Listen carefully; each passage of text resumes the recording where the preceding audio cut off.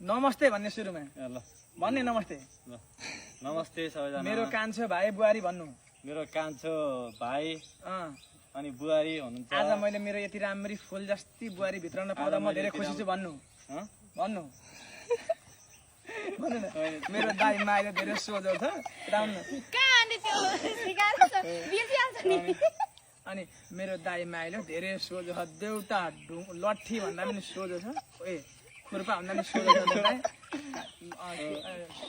फेरि भित्रको बाठो छ फेरि म कान्छो भाइ उहाँ मेरो माइलो दाइ हुनुहुन्छ अनि बुहारी हुनुहुन्छ नयाँ बुहारी अनि त्यस्तै नि त अब दाइले एकदम लजाउनुहुन्छ क्या दाइ एकदमै लेडिजहरू भन्दा पनि एकदम लजाउनुहुन्छ मेरो माइलो दाइ जबरजस्ती मैले तानेर लिएर आएको यहाँनिर एकदम लजाउनुहुन्छ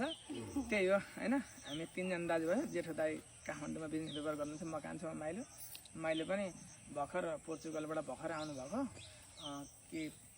के पासपोर्ट बनिसकेपछि नेपाल आउन पाइन्छ नि त त्यो भनेर भर्खर आउनुभएको दाइलाई सबैजनाले माया गरिदिनुहोस् अनि दाइ फेरि यस्तो होइन नि यस्तो यस्तो भनेको बुझ्नुहुन्छ नि त बातले भयो भिडियो सिङ्गल हो भएको यही हो भिडियो ल भिडियो सुरु गर ल